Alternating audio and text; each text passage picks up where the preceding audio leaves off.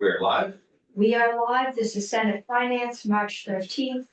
And we're going to take up S 181.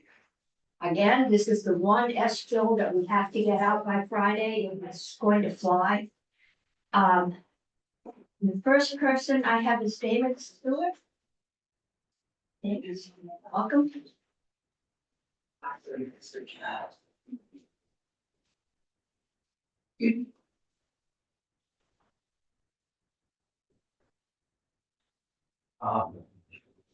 Thank you, and I recognize I'm here for a second time, so if you're mindful of your time, I'll sort of focus my remarks accordingly.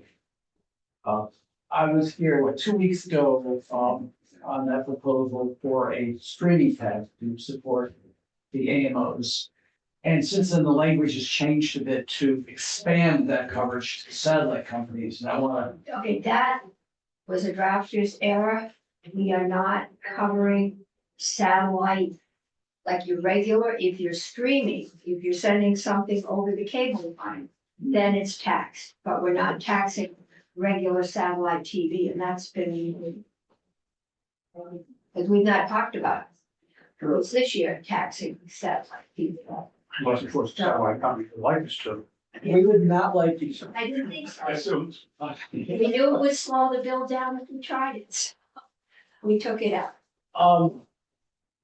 I won't waste your time, but since I'm here, do you have any questions about my objections to the streaming portion? No, I think we know that nobody wants to be taxed. I think that is a given in this room. We're waiting for the one to come in who actually asked us to tax them more. Actually, we did have a group of wealthy people that wrote a letter asking to be taxed. Remember that? Yeah. And Jerry's among them, yeah. I don't understand. Yeah, it was when we were, again, looking at a very tight budget. Yeah. I've gotten more than one request from a business owner to regulate them further. Because he wanted to do the right thing, and doing the right thing made him at a competitive disadvantage of the competition, and if we passed a law, then they could blame us.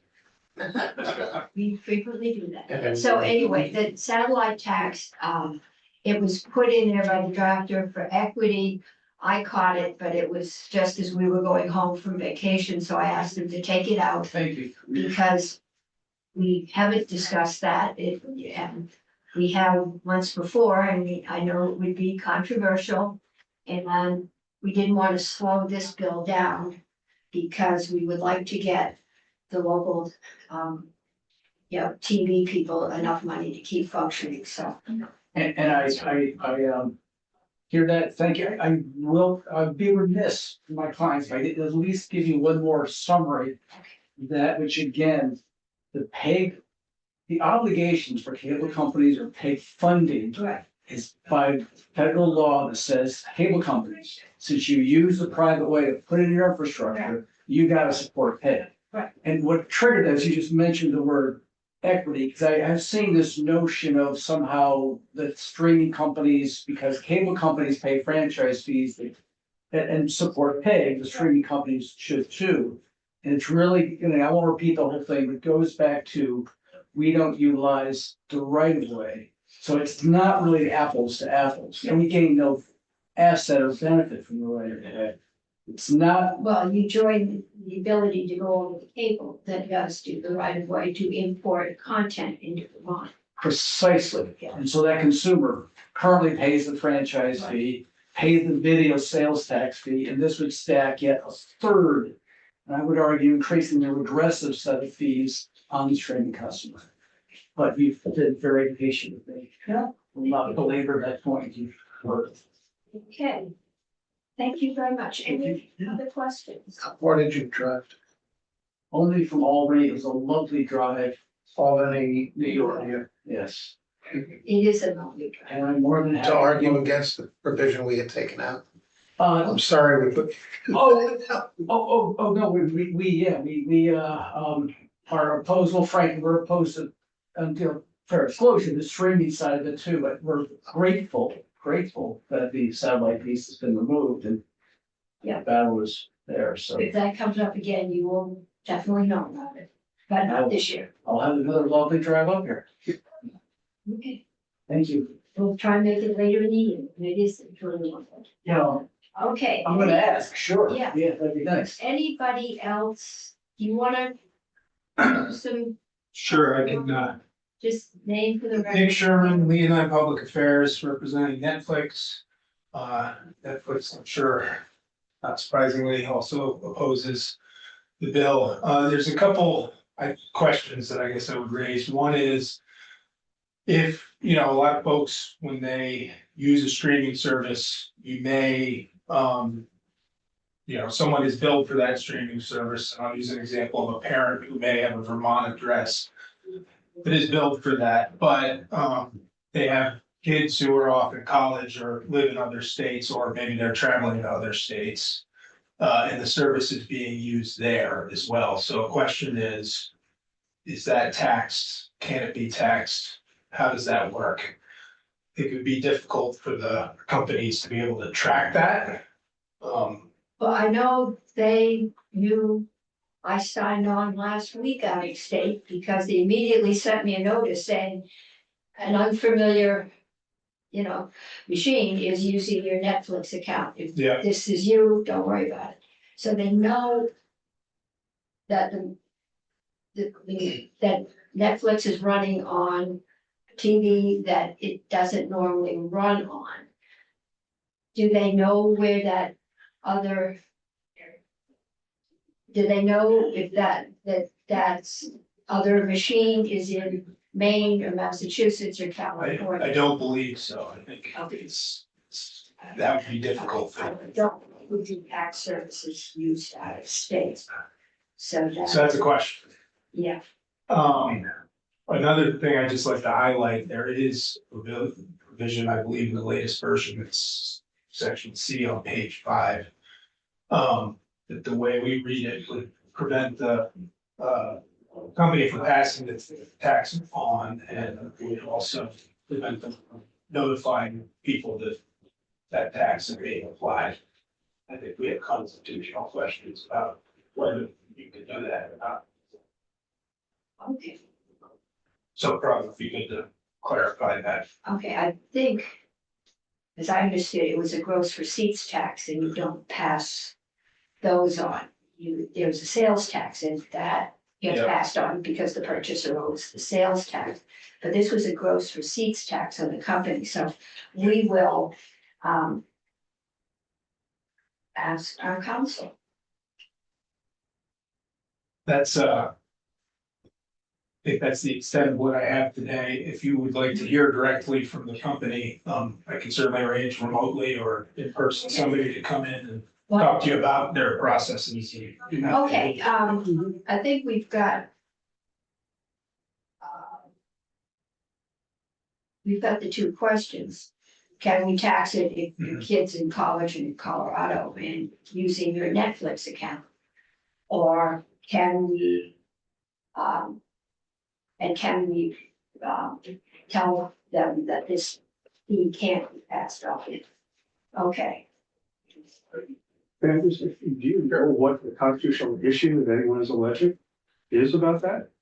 Well, I think there's a piece in there, the way that we read it, that says you can't inform them that this tax is being applied. And I think that's a speech question. Can you regulate what they can say to their customers or not? that, I can see that already. What happened with the gas tax about 20 years ago? We had that where the sellers wanted to list the tax separately. And it was not a tax on the customer, it was a tax on them. So the state's argument was that. It's a tax on them, so they said no, but they should have. yeah, and the sales tax is passed on, and yes, on my cable bill, it's there. Along with other government fees or charges, But that's not a tax on the seller, that's a tax on the buyer. that is a tax on the buyer. This is a gross receipts tax, it is on the seller. Yeah. I think we can I don't remember We how can that. probably was. say you can't list it on the bill separately, but I think we can't tell them that they can't tell people that they've been Yeah. asked by us. We basically say here that, It's mislead the customer. yeah, that you can't mislead the customer. I don't think there's anything wrong with that. No, And so I'm trying to understand what the constitutional issue is.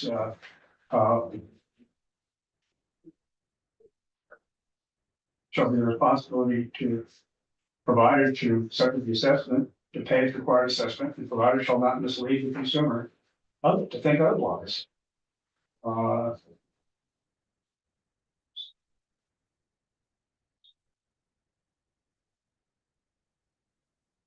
Like under no circumstances shall DVS providers of video streaming services subject to the assessment include the amount of tax or bills as a pass through to customers. And is that the issue that you claim that there's a constitutional issue? I think the concern is shall not mislead the customer to think otherwise. It's telling them how they can communicate with their customers. So we can't say that you shouldn't mislead your customers. No, Well, I mean, that's what it seems that I'm hearing you say. does our final version say that you cannot communicate to your customers No. that? I suppose it would be if you can't pass it on, and it isn't a tax on the customer, so you can't directly pass it like sales tax, but I assume you will pass it on in your rates. I think this says that you can't tell the customer that you're not doing it, that we're making you do it. I don't. Yeah. well, and if that isn't, if we are not interpreting that. Yeah, correctly, it would be then helpful that's fine. if, you know, there's a Yeah. constitutional question that Yeah. your client is raising, if you perhaps tell us what that is. And we'll get our. I'll try to get some counsel more to look at clarity. it. That's it. Thank you. Okay, so we'll get Kirby, and maybe someone else in Ledge Council to take a look at it. We've got the two questions. And we'll see if we can get that. Okay. Thank Thank you. This bill is coming out by Friday. Or not, but it is the one we're still working on. Okay, we have, next, this is our Medicare Advantage plan. The bill we had left as dead. But Helen Laverne has, a proposal that we might use this bill forward, and that is all I know, so. The floor is yours. Thank you. So I'm Helen Laban, I'm Executive Director of Vermont Healthcare Association. We represent skilled nursing facilities, assisted living residences, residential care homes, so the residential long-term care facilities.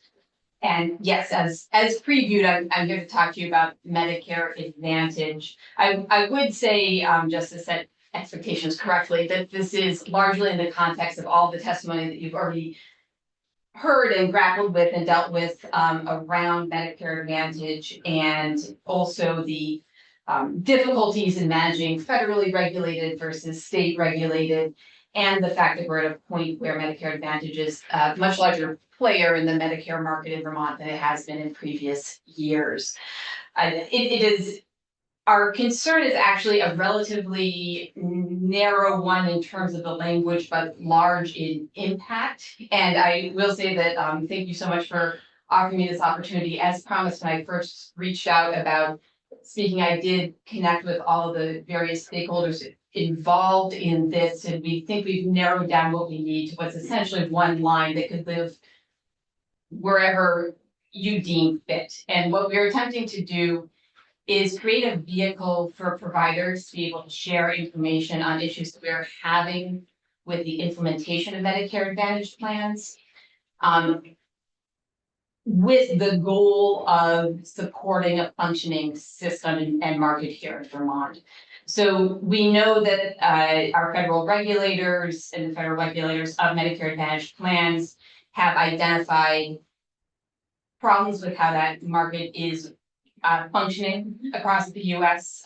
They've also identified that rural areas are particularly struggling, which would certainly reflect what we're seeing in Vermont. And they have, over the last several years, come out with new regulations, and also really beginning in last month, beginning of last month, talking about how they intend to track what's happening on the ground throughout the US. Which is all for the good, and we're happy about that. The problem is that in Vermont, if we want to look at a state level impact and the impact on our statewide systems, we don't have very many plans in that marketplace. And we're also coming from a relatively distorted market because we were late to have the widespread adoption of these plans and have local options. And what that means in practice for providers and trade associations, not just my own, but others as well. In hospitals and doctors. Yeah, and we can't talk about these plans without running afoul of antitrust rules. Yes, right, that's right, you can't. We can't, because it's so, what are we gonna say where you can't figure out what plan we're talking about, right? And we don't want to we also don't want to commit collusion, right? So we think that the way to address that and get us to a place where Vermont can really understand and deal with this market is for the Department of Financial Regulation to be the convener of how this information is collected and used and applied to helping Vermonters access the benefits to which they're entitled. And for the state to clearly say, we have a policy interest in this. We're not doing this for the purpose of distorting the market. We're doing this to protect the well-being of Vermonters. We have and to give DFR essentially that endorsement for collecting this information so that should it be contested, there's no question that we were doing it on behalf of what the state wanted for understanding the system. Okay. I think, I don't know, I know DFR gets information. How much they get, I don't know.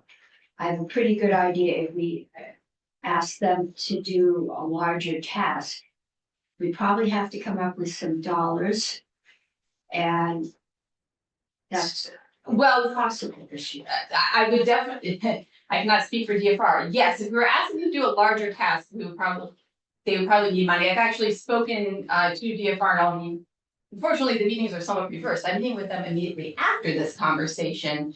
And we discussed that element and we are not asking to direct them to like regularly collect A, B, and C information. But I mean, have you worked with DFR on this? We are currently working with DFR, Okay, yes. I mean, I would, before we tell them they have to do it, and oh, by the way, we haven't got any money to give you. I would think it might be more constructive for you to work with them. I know they're trying to do public information. We've had the SHIP people in. They're a little more concerning because they can't tell people there's been a large amount of complaints about this particular product. Right, and we believe that this will also solve that problem. Obviously, I represent the provider side, so I can't speak to them, but I have spoken with them and we believe this addresses this. And to your point about working with DFR, that's how we got it down to such a narrow need. This is less a commanding DFR to do something and more a clear statement that this is a state action. So that our lawyers can feel comfortable allowing us to release that information. So it's really making it clear legally that the state has an interest in this information being shared. Okay. I guess I'm just thinking this is last minute. And I'd have to talk to DFR and have to talk to the lawyers. And our I'm not sure we can do that. Yeah. Or that it's even needed that we do that. So our hope would be that it need not be a standalone bill, that it can be a line of legislative intent added elsewhere to a relevant bill, and that we will, well, not just our hope, it is true that we will work with GFR on what that language would be. Okay, if you can find one, you might be better off in health and welfare finding a vehicle that was somewhat germane. We don't get too many health related bills through here. And that is a question that we will answer with Yeah. them. Is it healthcare germane or finance that we need to tie it to, so we do intend to have both of those things resolved by 4 o'clock. Okay, I mean, it sounds like it, I'm not getting the feeling it's quite focused enough, so I know what would be the best thing to do. But if you keep moving and working with them and come back with you know, something whole, then we can probably work. And I think that, to your point, this is also the question that we had, is this more of a healthcare issue or a finance issue because of the antitrust component? If it's dealing with started with insurance, finance. it's gonna get here. Yeah. Yeah, So, yeah, so I would say work with DFR and get a proposal together and then bring it in. that's an excellent plan. I appreciate so much your willingness to continue the Medicare Advantage conversation and to make time. One of the largest frustrations in this room this year was being told, nope, you're preempted, nope, you're preempted. And I think every one of us would have liked to make changes. But the preemption was a little. The only thing we could do was public education, and they're working on that at DFR, and if I haven't got any money to give them, I don't feel like I can tell them to do a bigger bang job. So, I definitely agree, and hopefully making some of these structural changes will lead to information that leads to new solutions. We're very optimistic that that can happen. So good. there seems to be some movement to keep these from just being, yeah, they are what they are. You can't complain about them. You can't tell people there's a problem with them. Yeah, so. We feel similar frustration, and thank you for your work in finding a way around. Keep working. We're open to solutions. I will report back directly with something in writing once we have had those final lawyer conversations and be sure that DFR is looped into the conversation. Yes, yeah, that everybody's in there, that there's an actual proposal that we could get into legally and do. Imminently, there shall be one imminently. Thank you so much. You. Now, all we need is somebody happy. Okay. Oh, not that one.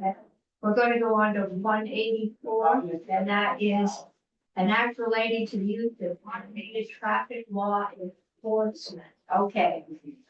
Now I'm remembering it. It's not just the, Donna is here, everybody is here. It's your show, so if you've arranged any kind of a Sure. discussion, Do you want me to set it up a little bit? yeah, that would be fine. Great, I'll start and then I'm hoping that Donna can chime in a little bit on the fee where it will land, but this is from the outset, I want to say, not an area to raise money. So this is not passed to get money for the transportation fund. If anything, this is before us because we already passed this once before. So this was in our T bill 2 years ago to enable the V-Trans to go after a federal grant to be able to look at using automated traffic license plate enforcement devices in work zones on protected access highways. The original bill 184 was a completely different bill. This is Protected as, you're talking the interstate, not in front of my local school? Okay. restricted access, I might not the right term, but like, yes, the interstate and Route 4 down in Rutland, wherever there's divided highways is what I would classify it as. So it's not gonna be in everybody's downtown, all right. The original bill did have a completely different perspective. This is very narrowed in just in workplace safety, because I don't know if y'all recall 3 or 4 years ago, a flagger was died in our work zones. So this is entirely about changing driver behavior, and we received lots of testimony. We can go into the substance of the bill, but one of the things is Connecticut did something very similar, and they informed a lot of our discussion, and we actually have a fee structure somewhat related to that, which has this one key aspect, which is important to our committee. The first observed violation of going through would actually be a $0 fee, waiving the $49 mandatory fee. So the first one is a complete and total violation with absolutely no fee. We could choose warning. We've heard from Judge Zoning that would be problematic. So it's a violation with absolutely no financial penalty. And then the second time a driver would go through, After 30 days after that observed violation, then there would be a fee. And you can see that fee structure in the fiscal note, which as Logan so aptly pulled together, does have a de minimis impact based on the expected revenues, because it will be small, if anything, negligible. I think this is one where we hope the fees will be small because they're collected from activities that might endanger workers. Then there are privacy concerns. We've spent a lot of time working through those. You'll see that in the bill. They were addressed to even greater extent than previously passed. But what I really want to highlight attention for anybody with residual privacy concerns or any concerns about the use of this technology, there's a self-destruct in this. So not even a sunset, but a self-destruct in section 8, which after this pilot goes through, will prevent, I can read the exact language, but maybe I'll leave that for I'm Donna. seeing Mission Impossible. We'll put into effect into statute that this technology cannot be used by law enforcement after the Okay, so the purpose of this, workplace safety, work zone safety on the Work zone interstates. and we're talking work zone safety on major highways, Side highways. divided highways. So it's very limited, but we are putting a new bridge in your neck of the woods, and I'm assuming there's gonna be a fair number of workers around what have been around the roads. Okay, And they must have, I hear it often from highway workers oh yeah, that they're not safe. well, not the people going by at 75 Right. rush hour. Yeah. It's the average speed. Okay, Donna, you wanna walk us through? Okay, I know just what, trying to figure out what you have, I can walk through on kind of a high level and you can let me know if it's too high or too low. okay, Would that work? that's fine. John Russo Savage, Legislative Council. And I'm here on S-184. This bill would add to current law, both by amending current law and by adding additional sections in Title 23. I don't know if I should talk to you about the page and do people like to follow along? So do pages and lines and things like that? Sure. Okay, so on page 1, line 15, there would be a new section 1605 that is a number of definitions. Most of them are taken directly from a section later that is in current law and it's crossed out later on.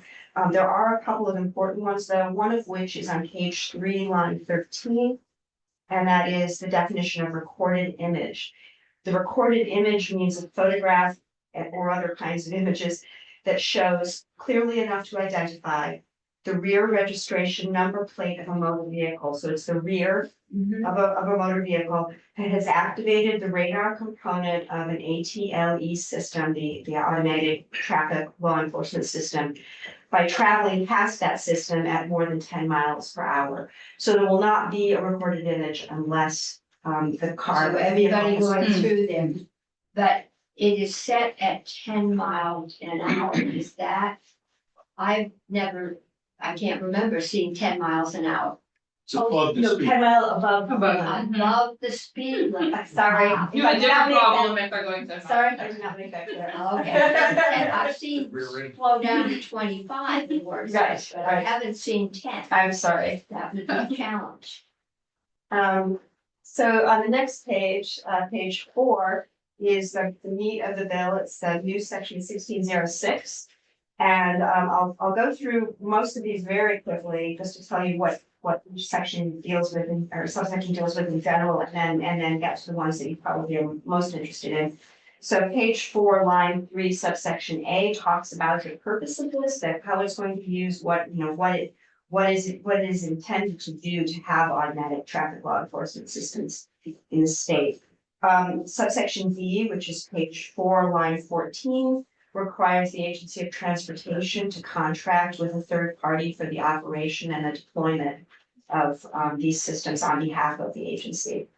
The location is what Senator Chittenden was talking about, page 4, line 17. The system may only be utilized at a location in the vicinity of a work zone on a limited access highway under the jurisdiction of the Agency of Transportation and selected by the agency in consultation with the Department of Public Safety upon determination that it may be impractical or unsafe to utilize traditional law enforcement methods or traffic calming measures or both, or that the use of law enforcement personnel or traffic calming measures or both fails to deter violators. And then there are a number of provisions that they also must adhere to, and that's on page 5 and most of the rest of the page. At the bottom of page 5, on line 18, there's the requirement that the vendor of this system maintains a daily log. And if you turn to page 6, that what must be included in that log is at the top of the page, the date, time, and location of the system setup, the name of the employee who performed any self-tests, and the results of those self-tests. And the daily log itself is retained in perpetuity by the agency and is admissible in any proceeding. Page 6, line 7, subsection E requires an annual calibration. And then page 6, line 12 is where it gets into the penalties. So if there is a photo of or that image of the rear registration plate that's captured of a vehicle that is going 10 miles above the speed limit posted in a work zone, then there are 3 levels of penalty on, and this will be a civil penalty. Page 6, line 18, the first violation within a 12-month period is a $0 penalty and it's exempt from any surcharges. Page 6, line 20, for the second violation within a 12-month period, it's $80. Provided, however, that the violation is only considered a second violation if it occurs 30 days after the day the violation notice was mailed for the first violation. So it gives them at least time to realize they violated the first time by getting a notification. And then page 7, line 3, subdivision C, the third and subsequent violation within a 12-month period is $160. And it clarifies in subdivision 2, which is page 7, line 4, that the owner whose registration number is captured in a recorded image shall not be deemed to have committed a crime or moving violation unless otherwise convicted under another section of the title. And the violation of this section shall not be made a part of the operating record of the owner or considered for insurance purposes. Page 7, line 9 begins about the notice and complaint. I won't go into the details, but will say that it is considered a civil violation that is within the, what is it called? The Judicial Bureau. It is a civil violation that is covered by the Judicial Bureau. And this goes into the details of what must be included in the civil violation complaint. As worded here, you'll see that it needs, well, it does need to be, here we go, page 7, line 17. It needs to be issued, sworn, and affirmed to by a law enforcement officer who inspected the recorded image. On page 8, there is a provision added in this complaint that it needs to include an affidavit that the issuing officer has gone onto the available online records and determined to the best of his or her ability the owner's military status at the time of the violation. And then there are some provisions on page 8, line 13 and line 17 that talk about if you're in state, how soon must the violation be, the complaint be issued, and the same thing if you're an out-of-state driver, how soon must it be issued. How does this apply to legislators coming to a vote? I have been told, and it used to get announced in the radio, that we could not be stopped while driving to the State House. Was that just an urban legend or is it true? Well, this wouldn't stop you. This would be taking a picture of your license It's my plate. license plate, so it could still be fine. You just have to go after I vote, You can be stopped, but not detained. not detained. Okay. We'll see more cameras, all right. So page 9, line 3 includes defenses, and I don't think that one of them is currently a legislator going to vote. But it is, I'm gonna raise the state police pay. They want me to be there? page 9, line 5, one of the defenses is that the motor vehicle was in the care, custody, or control of another person at the time of the violation. Page 9, line 8, that the radar component of the ATLE system was not properly calibrated or tested at the violation. Page 9, line 10, talks about that this will be proceeding before the Judicial Bureau. I don't believe that this is, for the most part, this is saying this will go according to normal procedures in the Judicial Bureau. Page 10, line 1, talks about retention of the records, how long they can be retained by the vendor and when they need to be destroyed. Page 10, line 10, sets up a review process and annual report by the Department of Public Safety in consultation with the Agency of Transportation. And then page 11, line 15, this is an important piece of limitations on what the ATLE systems can and cannot be used for. Page 11, line 16 says they shall only record violations of this section and shall not be used for any other surveillance purposes. And reported images shall only be accessed to determine if a violation of this section was committed in the prior 12 months. And they are exempt from public inspection and copying in the Public Records Act. Page 12, line 4 authorizes the Department of Public Safety to adopt rules if it chooses to do so. Page 12, line 6 is, and it's important to remember both this number 1607 and 1608, because there are some things that happened to them later. 1607 is current law. Currently, it has many of those definitions that are now in the new 1605 that have been supplemented, but all of these have been moved over to 1605. And then it goes on to talk about, as opposed to the automatic traffic law enforcement, it talks about the automated license plate recognition systems themselves, who is authorized to operate them. And the changes that are being made to the rest of the section 1607 are clarification type changes. They're not substantive. And that goes on for quite a few pages. It goes until page 20.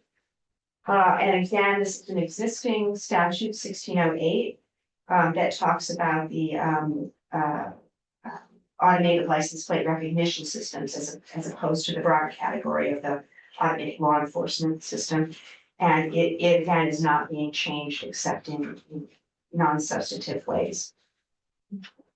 Page 21, section 2, which is on line 4, begins on line 4, would add to the Judicial Bureau's jurisdiction and a new subdivision 33, which is on line 12, page 21. Automatic traffic law enforcement violations issued pursuant to 23 VSA 1606. So very clearly in both places, both in Title 23 and then now in Title 4, places these ATLE violations within the jurisdiction of the Judicial Bureau. Section 3, which is at the bottom of page 21, requires the agency to develop an implementation plan and to secure federal funding from the Federal Highway Administration for this pilot. And this is also another piece that is important later on.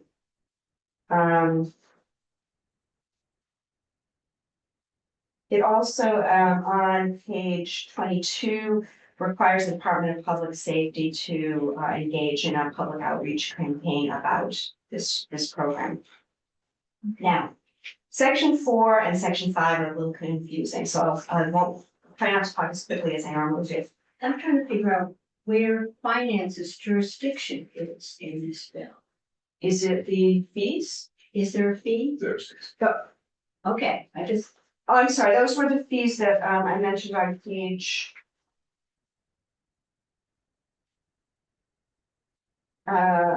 Page 6. page 6. It's the for violations, penalties for violations. There's Okay, there's a zero. Do you not? I thought judiciary usually set penalties. And, but we have set, yeah, fees to get tacked on to tickets, so I will. We just haven't done that in, I'll bet you 10 years. Okay, so this would be, The judiciary scheme, So they expressed no interest in taking it on, and Logan, it's not a criminal fee, yeah. oh, because it's a civil penalty. It's a civil penalty, okay. So we will have Logan. All right, so we're almost, Right, so these two parts are a bit confusing, page 22, section 4. In current law, and it's been going on for quite a long time, and it keeps, the date keeps getting pushed off. Those automated license plate recognition system statutes that are in current law were set to be repealed, and the repeal date kept getting pushed off. so they haven't been repealed, are they? And they're due to be repealed this year on July 1 of this year. So what section 4 does is say, no, don't repeal them, keep them in place. So it repeals that prospective repeal. Okay, I think we leave that to transportation. Right. Does that mean everyone's going to be traffic surveilled, or just that No, it just keeps that statute on the book? in the books. And it was amended by what was in section 1. Okay, To be part of this entire package. The new prospective repeal, which is significant, this is on page 23, the first almost 3 lines say that this entire program is going to be repealed on July 1, 2027. that's the self-destruct. That's part of the self-destruct. But however, it will be repealed even sooner than that, which is the second part of section 5, if the Agency of Transportation can't get the federal funding. Oh, okay. Section 6 and section 7 both come into effect whenever it is those other things are repealed. So either when the pilot is done, or if the agency is unable to get funding right away. And that's what really tightens up everything at that point so that they can't be used everywhere. Okay, In particular, on page 25, section 7, it explicitly prohibits, it says no state agency or department or any political subdivision of the state shall use automated license plate recognition systems or automated traffic law enforcement systems. So it is very clearly they cannot be used when either this pilot is finished or if the agency is unable to get it. okay, but if we repeal the laws around, if we repeal the repeal of the present laws, they would be on the books, but they wouldn't be in effect until somebody made them in effect. It said we were repealing, Right. we repealed, and I guess we have continued the repeal for a number of years. What are the laws we're activating by unrepealing them? If they are being replaced by what is being proposed. Okay, And what is being proposed would only be in effect for 1 day. okay, If the agency is not able to get its money, that new language would be in effect for 1 day. And then the very next day, it would all be repealed and this new language with the prohibition would go into place. okay. It's actually, I've got to just give a shout out to Anthea. She did an amazing job drafting this, and it's very, I actually made myself a table to try to figure out what happens when. She did an amazing job drafting this. She usually does. we've had about 10 emails on this repeal and the repeal, and but I finally figured out to try to make it clear in my mind is we're effectively extending this. Okay, with new language, so we're not repealing this on July 4th, but we are extending it with new language, so extending the sunset. But we also added, just because of the concerns, that at the end of the sunset, we'll go even one step further, we'll repeal that language and also make explicitly clear that these things can't be used, and that's what Okay, Anthea called the self-destruct, which I had not heard of such a thing before. I've not heard of one either. Cindy Brown. I don't have the version that you have. I've got the one that's in the legislation that's before the Senate, but it refers, I think it's in section 2 of the bill. But it refers to section 1606, automated traffic law enforcement systems. Correct, that is the new language that's being proposed. And then if you look at subsection of that, subsection E, which relates to annual calibration. Yes. And one of the things it says is that annual calibration shall be retained in perpetuity by the agency. And somehow I'm thinking that in the year 2524, 500 years from now, I doubt that anyone will need that. Would you like to change that in some way? I'd be Somehow, happy to. I just picture acres of filing cabinets, Acres of what? filing cabinets. So Probably more like the little sticks that go in your Yeah. computer, but I'm happy to change that. however you'd like to change just it. left out because this is a limited period of time, and I just wonder why on earth someone has to keep this stuff. Annual calibration of the machine. Yeah, you've got a statute of limitations on how long you can sue because. Well- it's incorrect. Right, and yeah, it's not exactly that, but yes, you're right.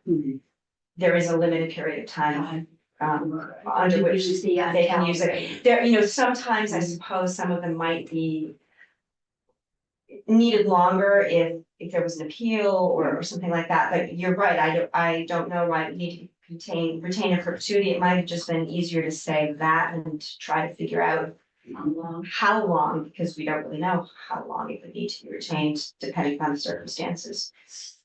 So. We can let it go and hope the house catches it. I can make notations. Make notations, you like, ask the house. I just hate to start amending these things. It's not that. Okay, any questions for Don? But 400 years from now, people are gonna be asking us why we did this. Oh, I'm sure. And I'm sure they'll all picture us as. Yeah, okay. We'll tell them Senator Brock asked that question. Put that right in Only the they law. listen. One thing that Logan and I were going back and forth on and we found definitive proof of it is that these fees will go into the transportation fund, which I understand from Michelle Bumara that this is required as part of the federal funding, is that any money from the fees will put that into the program. Okay, so Logan? Is a fiscal note? Quick one. It's 1:15. This is one we hope we aren't gonna make a lot of money off of. So for the record, Logan Newberry, the Director of Fiscal Office, and there's a fiscal note on the committee website. I also have copies if anyone wants to look at it right now. It's pretty short, it's just one page here, and as the Senator mentioned, this bill will not be having a large impact on our state revenue. It's essentially a de minimis impact. As was mentioned earlier, there are 3 fees, but only 2 of those actually monetary fees. For your first violation, it's a $0 fee and there's no surcharges. Second fee is $80 and there will be surcharges. And then the third violation is 160. Third plus violation is 160 plus surcharges. Because of the limited scope of this bill, where they can be used, also the fact that charges are only issued after the second violation, it's really a very We minor hope that impact. Vermonters are smart enough not to end up getting a couple of hundred. Exactly. Yeah. So there will be de minimis impact for state revenue, really, for this bill. Okay, any questions? If not, thank you. Perfect. And do you have anything else to add? I do not, Senator. I think it's the first time we've had a bill that you haven't been the chief spokesman. Yeah. It's nice. Okay, committee, I'm gonna put this on for vote tomorrow. And I think we're okay with it. I like the word de minimis. Well, sometimes we like when we have more about it. Well, yeah, we definitely like when we have more revenues, but usually not with Not like, criminal fines Yeah. and civil fines. Okay, thank you. Yeah. And committee. Okay, we've got 181. We're gonna have to, I'm starting to look at the agenda, and figuring out what we're going to do. Oh, that's batteries, okay, that we've got to get out. We may have to go longer on Thursday and definitely Friday. We have Bobby Felice Rubio coming in tomorrow, about Rygate. He said, you know, they didn't pay their contractors, and I think we know that, it hit the papers. That was, I believe, the guys that were gonna shrimp farm. There seems to be some change, but we will hear the concerns. It may be more than that. can you remind me what is it our energy jurisdiction or? No, it's, yeah, it's utility regulation. Okay, They are, and Senator McDonald, do you remember who the ledge counsel was on this? Is it Maria? Lisa. I'd like to get Maria to come in. And I'm gonna try and tighten these up tomorrow to 10 minutes. I think 861, we don't need to do, it's an H bill. It's just come over, Health and Welfare would love to have it. So maybe we can take that off and see if we can get miscellaneous ag and, Rygate in tomorrow in that slot. Tell Bridget Morris that she should be here and prepared to defend her company record. But I'd like to, that one has to go, and that's kind of complicated. I don't know. 181. Claire Buckley stopped me in the hall. Her clients are concerned that if I take my phone, her Senator Hinsdale grabs hers, you can get Netflix over that phone. That's a streaming service. But you can only get it if you pay for Right. it. Right, And you have but an she account wants to attached make to sure your that phone. Verizon, who is providing your phone service, isn't getting taxed for your streaming service. And then there is the question with, So, okay, but, I mean, so Netflix just hired a firm. So I think they do want to. that's Leon, they were in here. Yeah. Oh, yeah, New okay. Sherman was here. Oh, I missed that. Okay. So they're concerned, But you don't make multiple transactions. There's nothing to tax when you get on your phone. You pay with a credit card. I think I think they're being kind of. I think they're all, Obtuse. nobody likes to be taxed. I Right. understand that. Yeah. I'm not sure who we'll get from Ledge Council, but I'm not sure that we have the power to tell companies what they can say to their clients. I think Yeah. we can No. say, you cannot directly pass this on because it is a tax on the business, Mhm. not on the people that are streaming already are paying a sales tax. So this is a revenue, Right. gross receipts tax. If they send a note saying your service is going up 25 cents or whatever because of a tax. Yeah. I think that's fine. I think That's fine, yeah. Yes, we're doing it. Yeah. I just, so they don't put banners across my Netflix Right. feeds and say, stuff. I don't think any of us asked for that language. I just recall Kirby saying that he saw that in New York's language to put it He forward for couldn't. discussion. Yeah, I mean, I think we could say you can't directly pass it on. and put it on a separate line. There is, I thought I saw one in my Comcast bill that said other government fees and services. But this isn't a fee on, this is a tax on the business. Okay, so we'll get Kirby. I don't know who's doing a constitutional law. It used to be Brent Hare, but she's back as head of ledge council. I don't know who, if anybody has taken her place, but we need to get those done. And is the committee ready to do that? Yeah. To put Rygate on, I mean, Oh, right. Rygate on the ag bill. The ag bill is, we've got Vita coming in to just tell us what the new changes that they requested to the agricultural loan is. But everything else, What's the issue I about can't figure out the The fees. Rygate stuff not paying, is that something that's coming before us? It's not paid, no. They're not paying their vendors or whatever? When the guy that bought it. He bought several plants, and Senator McDonald probably knows more than I do, in Maine. And subsequently, those went bankrupt. Rygate was the one that was left.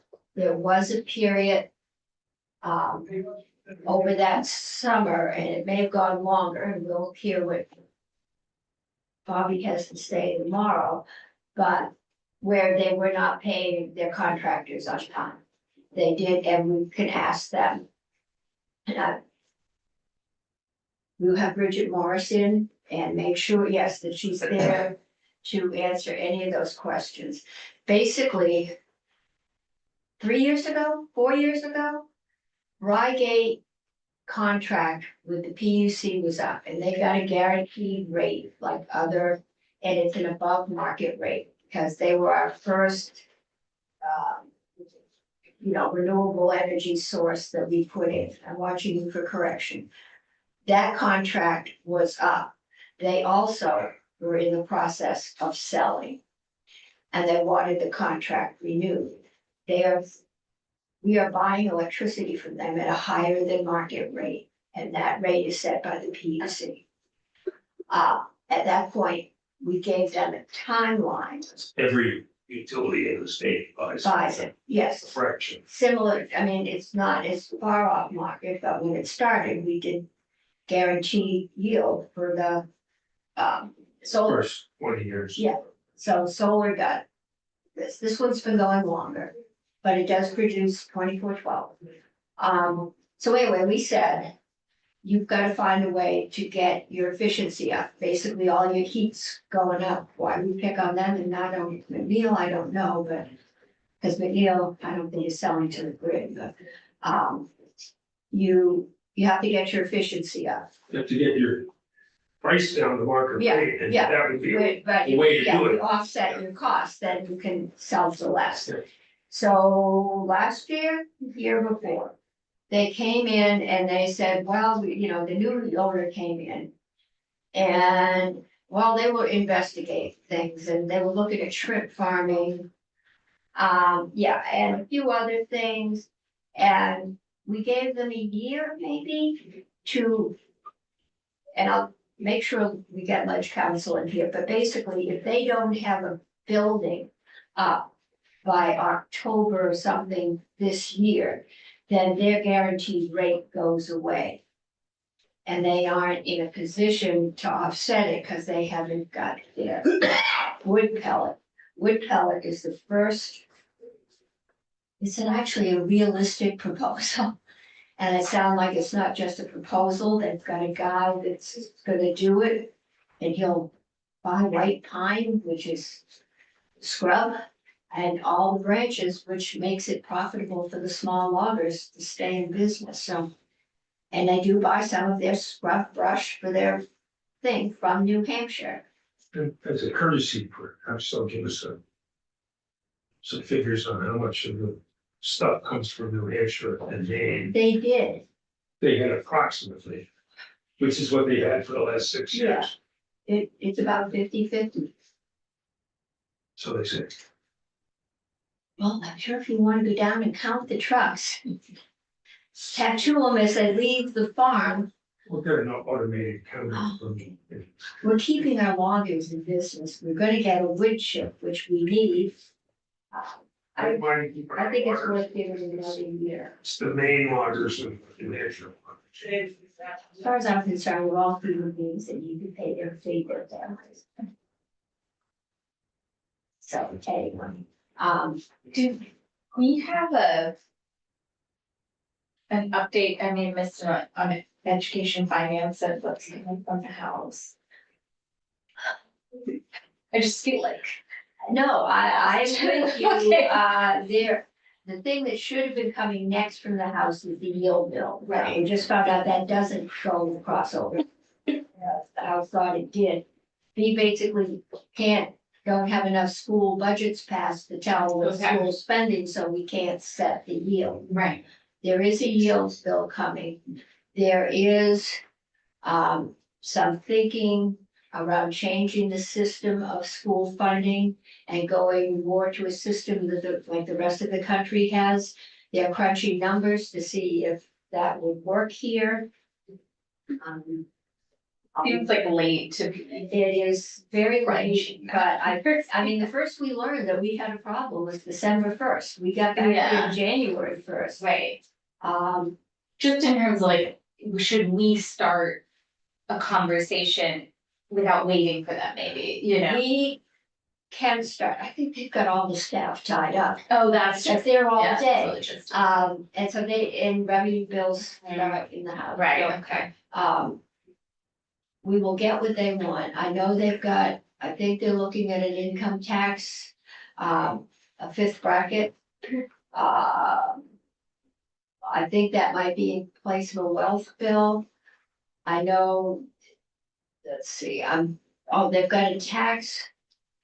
They're talking about putting a 10% increase in the rooms and meals tax on second home rentals.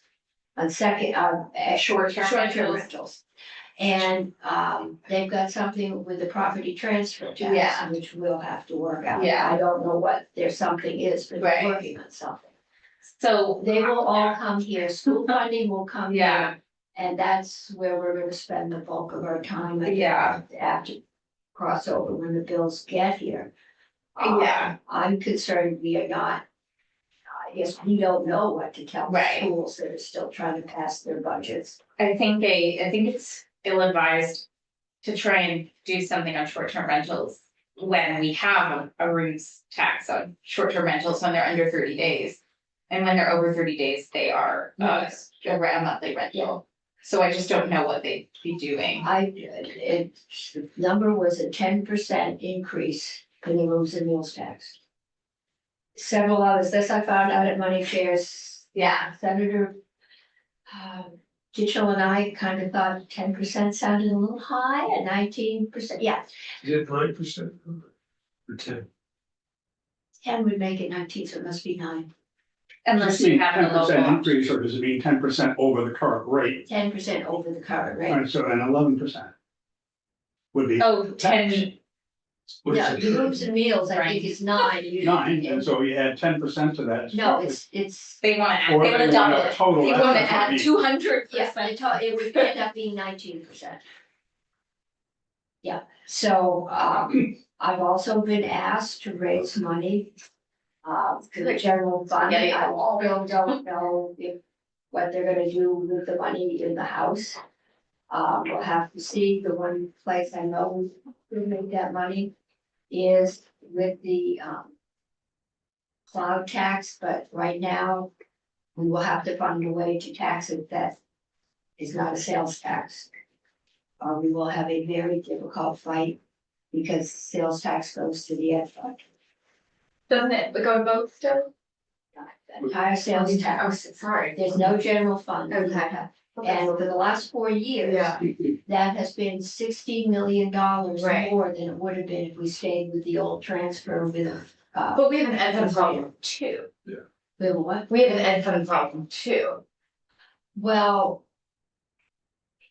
I mean, can't we put a marker in the ground and say, we we have also an ed care about our fund funds? factor in that it money in the ed fund is not going up anywhere as near as fast as school spending has been going up for the last 4 or 5 years. Right.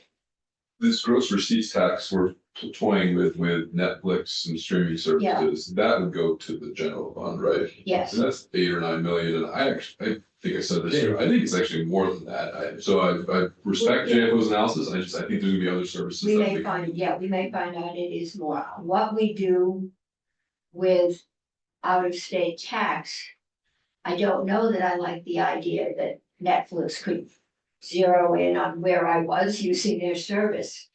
I think they know it's not my normal machine. But I've been to several places now and you can use your Netflix account on their television. And what, But there's ways around that, I mean, we have that with just about everything, right? well, Yeah, a VPN, you can basically have your machine be in Belarus if you want to. But when they pay their bill, that credit card, which I can't imagine people writing a check to Netflix, but maybe that's happening, but even then, there's an no, it's address automatically associated with withdraw, it's like you pay. it. Yeah, you may draw through a bank account, this little something. I use a bank account that's in Boston that that bills are paid from. Okay, We have it on there. A required attestation as to their residence of where they live. I mean, I'm a resident of Vermont. I take a subscription to Netflix. But I tell my grandson in Montreal, here's my password and, you know, my username. I mean, I've got Aiden and something with a horse on mine. They asked me who's, I mean, once they asked me, did you want us to report to Facebook that you're watching Thomas the Train? I said, no, thank you very much. That's the only reason I had Netflix, so the grandkids could watch Thomas the Train. Not a gotcha. No, it's not, but How did they crack down on that though, like the last 2 or 3 years? they are cracking down on, I can't give my code Mm-hmm. to 3 of my I friends. did the last 6 months. Yeah. Right. I mean, it starts popping up all over the place. But do they know if I'm in Montreal? But one of the questions is VPNs are being much more widely used today. And the one question is, the better VPNs pride themselves on your anonymity. Yeah. In terms of their use, and you appear to users that you're someplace else. If I want to watch British television, for example, you know, I use like a VPN that allows me to be in Britain so that I can watch shows that are only available in Britain. And that's very common today. Yeah. Yeah, I have a feeling that people that are doing most of the streaming are a lot more sophisticated than we are. So anyway, that's something we've got to get a handle on. What else have we gotten in here? And I am honest, we've got The other thing, have an agent for that. on the inactivated captive insurance, yes, that is an H bill, we don't have to do it. But is anybody ready to move? Well, first we need to move. I might if you wait 30 seconds. Well, I never brought you my bill. And I have I need a bill that you sent to another committee. What did? I don't know that we, oh, yes, it's an H bill, the one that's going over to GovOps. The 600, I told you, don't put it on the agenda, it came in yesterday, from 3 bills. It's an H, it'll come back here. I'm ready to move H659 captive insurance from yesterday's discussion. First, we need a motion to attach. I gotta find the thing. Next, that's transportation. Put that down there. I need to find a copy, Mark Coventry. Okay, first. We need to move to amend H659 with. And that's what I'm trying to find out, I think. Securities.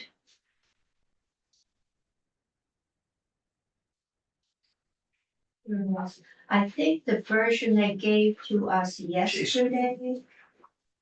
Insurance commissioners, yeah, branch cap, no. This is the captive insurance bill. What I need a copy of is PFR. And you might find that faster than I do. Yes. That's the one that came to us from the house. No idea how.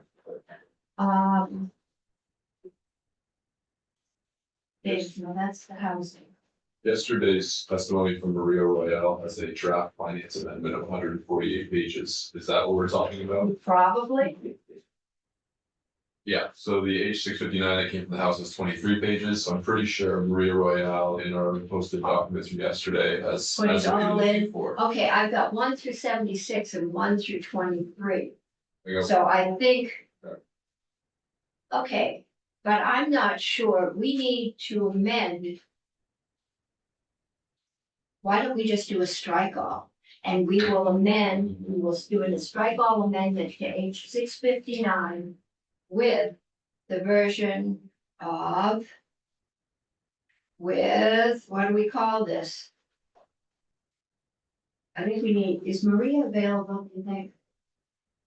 Look, We will strike this that came to the house with this, which is what Maria gave us yesterday, which includes both. I'm just trying to find out what I call this. I guess, She's busy. okay, we can amend, do a strike all amendment for draft number 3.1 S 311. That's housing.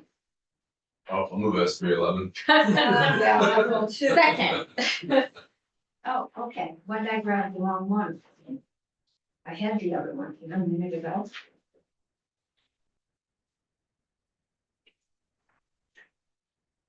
That's transportation. This is 560. Oh my gosh. Really, 6. Okay. You know, Can we discuss it now and see if it the copy, does that, it? Let's see. This is the existing law. Wait. that, This also isn't correct. that's the house, that's, yes, that's. Oh, I don't okay. know. I don't know. I, It doesn't I'm have- not finding. I don't It know if doesn't- Spain has a printout, Maybe but look at the I thing. know. Oh, because there was, Maria I think, Royale's- I don't know if we ever Yes, pointed it out. 150 so pages, I so can't talk about it now. 150 pages. I can send it to the copy room and they'll print it. Yeah, like, see, if That's you don't what wanna review it. they walked through yesterday. So, Yes, I think it is too. She put it up on the Oh, screen. it's a the other day. pros. Oh. Cause I've got my notes. It's. You just need the draft number. I don't mean to Okay. just through around the chair if you want to wait till Maria Royale's around. Thought you wanted it. Yeah, okay. Yeah, why don't So I can go we? back. Yeah, But I still need. I The just bill, want yes, the bill, report. and you have those in my notes. We only have the second signed any. Okay. Are we? I'll be back. Sure, you questions about this? No, I think we may put off, Senator Block's favorite chocolate. I'll be right with Okay. I just had Real chocolate. 256, that's the one we're replacing. That's another thing, okay. This is so big, it's 150 pages. It's 150 pages, so we I don't think you I'll can use use the that. stickers, but that's- No. But I have something, I was taking notes in and I just saw it. Must be an earlier version. Okay, let's see. Seating, oh, that's fine, Like you. put that.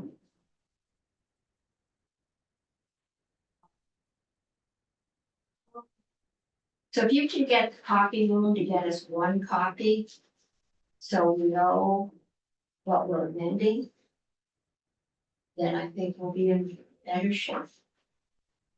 You want to say on live stream right now?